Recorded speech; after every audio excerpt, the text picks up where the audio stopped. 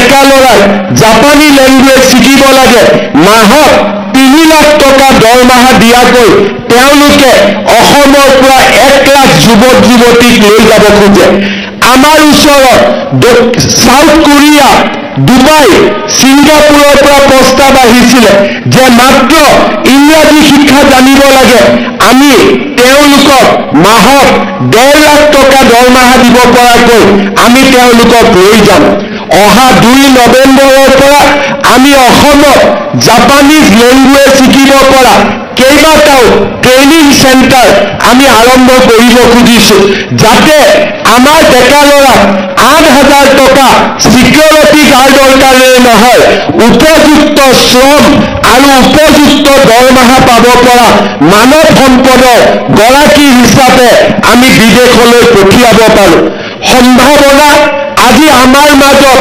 বহুতো সম্ভাৱনাই বিৰাজ কৰে অসম আৰু ভাৰতৰ উন্নয়নৰ লগে লগে সম্ভাৱনা আজি সকলো দিশতে বিৰাজমান আমি ইমানেই আগবাঢ়িছোঁ যে কেইটামান দিনৰ পিছত নুমলীগড় ৰিফাইনেৰী বাঁহৰ পৰা আমি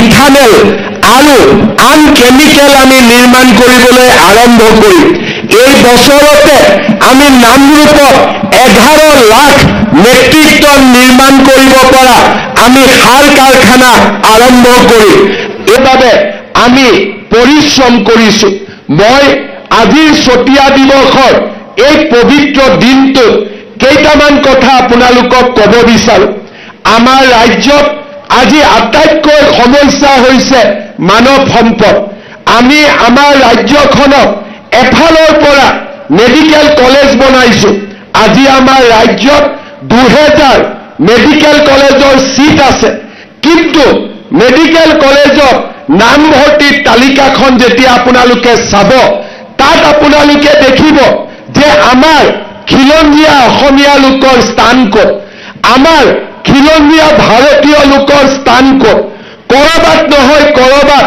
প্ৰতিযোগিতাখনৰ পৰা আমি আঁতৰি গৈছোঁ খেতিৰ মাটি আমি হেৰুৱাইছিলোঁ আমি অসমত খেতিৰ মাটি হেৰুৱাইছিলোঁ সংস্কৃতি হেৰুৱাইছিলোঁ এতিয়া আমি আমাৰ মেডিকেল সিট কেইটাও হেৰুৱাম নেকি আমি আমাৰ ইঞ্জিনিয়াৰিঙৰ সিট কেইটাও হেৰুৱাম নেকি আমি আমাৰ অসমখনত আমাৰ নৱ প্ৰজন্ম আমি উপযুক্ত মানৱ সম্পদ হিচাপে নিৰ্মাণ কৰাটো আমি ব্যৰ্থ হ'ম নেকি মই এটাই কথা অনুভৱ কৰোঁ ৰাস্তা ঘাট দলং কলেজৰ নিৰ্মাণ ই মাত্ৰ ইনফ্ৰাষ্ট্ৰাকচাৰৰ বিকাশ কিন্তু এই ইনফ্ৰাষ্ট্ৰাকচাৰৰ সুবিধা যদি আমাৰ দেশৰ নাগৰিকে ল'ব নোৱাৰে আমাৰ ৰাজ্যৰ জনতাই ল'ব নোৱাৰে তেতিয়াহ'লে এনে ইনফ্ৰাষ্ট্ৰাকচাৰে আমাক কেতিয়াও আগত দিনত বহু দিনলৈ সহায় কৰিব নোৱাৰে মই আজিৰ এই দিনটোত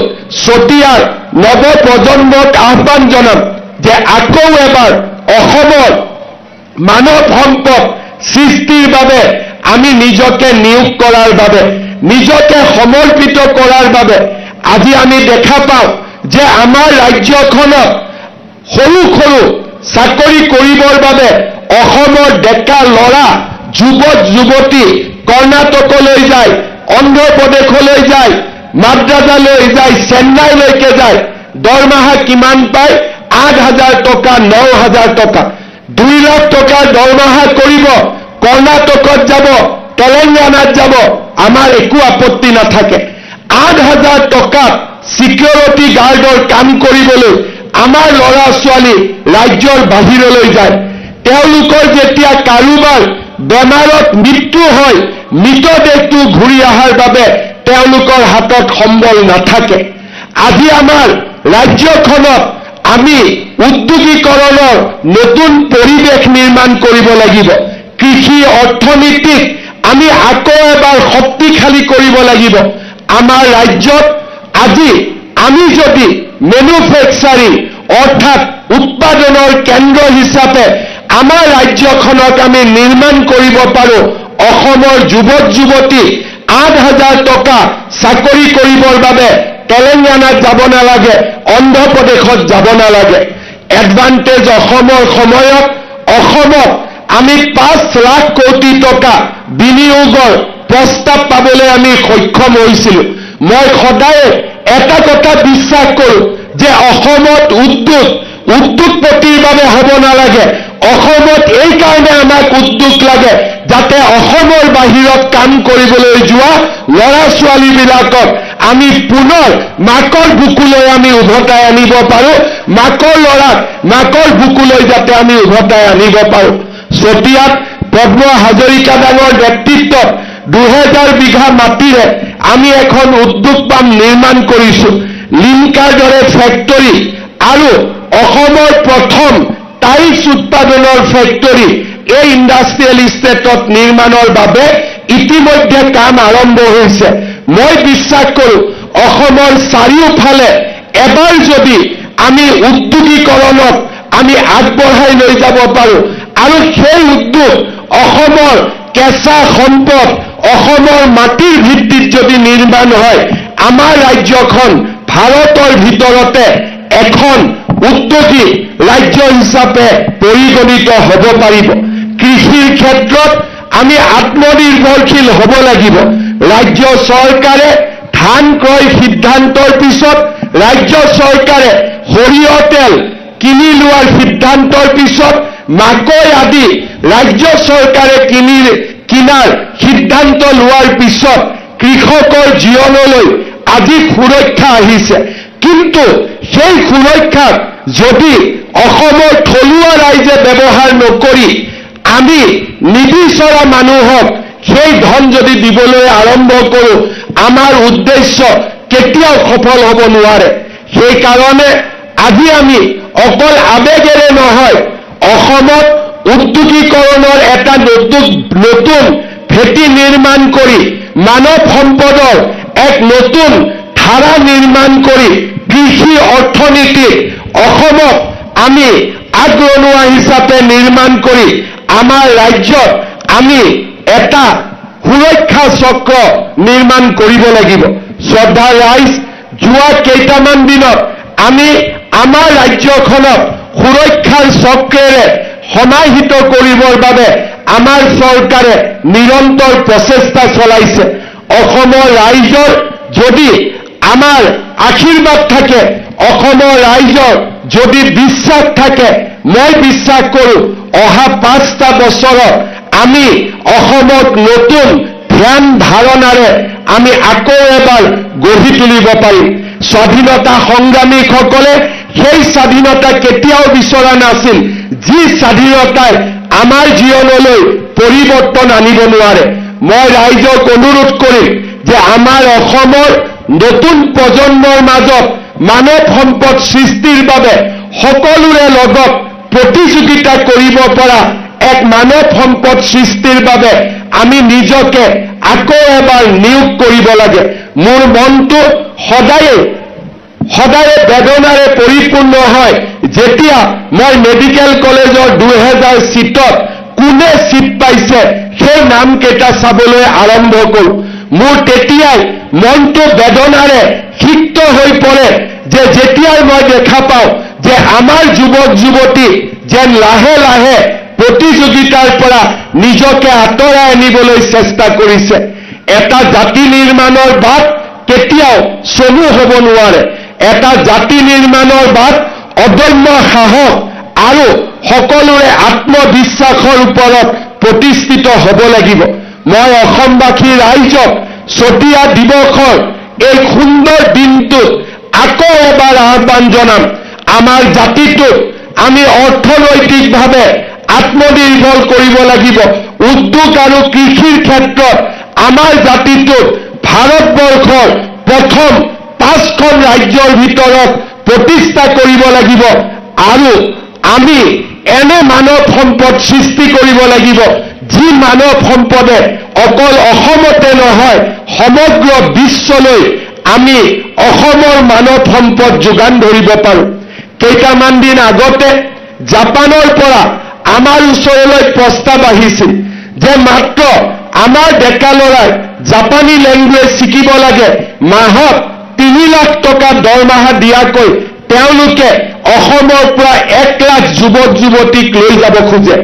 আমাৰ ওচৰত সাউথ কোৰিয়া, ডুবাই, ছিংগাপুৰৰ পৰা প্ৰস্তাৱ আহিছিলে যে মাত্ৰ ইংৰাজী শিক্ষা জানিব লাগে, আমি তেওঁলোকক মাহত 1.5 লাখ টকা দৰমহা দিব পৰাকৈ আমি তেওঁলোকক লৈ যাম। অহা 2 নৱেম্বৰৰ পৰা আমি অসমত জাপানীজ লেংগুৱেজ শিকিব পৰা কেইবাটাও ট্ৰেইনিং চেণ্টাৰ আমি আৰম্ভ কৰিব খুজিছো, যাতে আমাৰ ডেকা ল'ৰাক 8,000 টকা ছিকিউৰিটি গাৰ্ডৰ কাৰণে নহয়, উপযুক্ত শ্ৰম আৰু উপযুক্ত দৰমহা পাব পৰা মানৱ সম্পদৰ গৰাকী হিচাপে আমি বিদেশলৈ পঠিয়াব পাৰোঁ। সম্ভাৱনা আজি আমাৰ মাজত বহুতো সম্ভাৱনাই বিৰাজ কৰে। অসম আৰু ভাৰতৰ উন্নয়নৰ লগে লগে সম্ভাৱনা আজি সকলো দিশতে বিৰাজমান। আমি ইমানেই আগবাঢ়িছো যে কেইটামান দিনৰ পিছত নুমলীগড় ৰিফাইনেৰী বাঁহৰ পৰা আমি ইথানেল আৰু আন কেমিকেল আমি নিৰ্মাণ কৰিবলৈ আৰম্ভ কৰিম। এই বছৰতে আমি নামৰূপত 11 লাখ মেট্ৰিক টন নিৰ্মাণ কৰিব পৰা আমি সাৰ কাৰখানা আৰম্ভ কৰিম। এই কেইটামান দিনৰ ভিতৰতে ভাৰত চৰকাৰে নিশ্চিতভাৱে আমাৰ ৰাজ্যত আৰু কেইবাটাও সুদূৰ প্ৰসাৰী আঁচনি অনুমোদন জনাব। যোৱাকালি ভাৰতৰ লোকসভাই আমাৰ ৰাজ্যত Indian institute of management IIM নিৰ্মাণৰ বাবেও অনুমোদন জনাইছে। অৰ্থাৎ সম্ভাৱনা আজি আমাৰ এক প্ৰকাৰ ক'ব গ'লে সম্ভাৱনাই আমাক হাত বাউল দি মাতি আছে। কিন্তু মই এটাই কথা বাৰে বাৰে মনত ভাবো, আমাৰ সম্ভাৱনাবিলাক আমাৰ যুৱক শক্তিয়ে ব্যৱহাৰ কৰিব পাৰিবনে নাই? অসমৰ যুৱক শক্তিয়ে নতুন দিনৰ প্ৰত্যাহ্বান গ্ৰহণ কৰিব পাৰিবনে নাই? নে আমি আমাৰ সকলো সম্পদ, সকলো ইনফ্ৰাষ্ট্ৰাকচাৰ আৰু সকলো ত্যাগ আৰু কষ্ট আমি কাৰোবাৰ বাবে কৰিছো, যাৰ বাবে আমি কৰিব নিবিচাৰো? মই বিশ্বাস কৰোঁ চতিয়া দিৱসৰ এই পবিত্ৰ দিনটোত আমাৰ ৰাইজে আকৌ এবাৰ আমাৰ অসমখনক আত্মনিৰ্ভৰশীল আৰু মানৱ সম্পদেৰে চহকী এটা প্ৰকৃত পৰিৱৰ্তনৰ বাবে সংকল্প গ্ৰহণ কৰে। পদ্ম হাজৰিকা ডাঙৰীয়াই তেখেতৰ ভাষণত মাধুৰী আহতৰ প্ৰথম মুকলি বিহুৰ কথা উল্লেখ কৰিছিলে। মই কেইদিনমান আগতে সেই স্থানত গৈ নিজে সেই স্থানৰ ঐতিহ্য চোৱাৰ সৌভাগ্য হৈছিল। আজিৰ সভাতে মই ঘোষণা কৰিছো মাধুৰী আহতক এটা সুন্দৰ প্ৰকল্প নিৰ্মাণৰ বাবে ৰাজ্য চৰকাৰে 2 কোটি টকা তৎকালীনভাৱে আগবঢ়াব, যাতে আমি মাধুৰী আহতৰ ঐতিহ্যক আমি আৰু আগুৱাই লৈ যাব পাৰোঁ। শ্ৰদ্ধা ৰাইজ, যোৱা 5 বছৰত আমি প্ৰতিটো পল, প্ৰতিটো ক্ষণ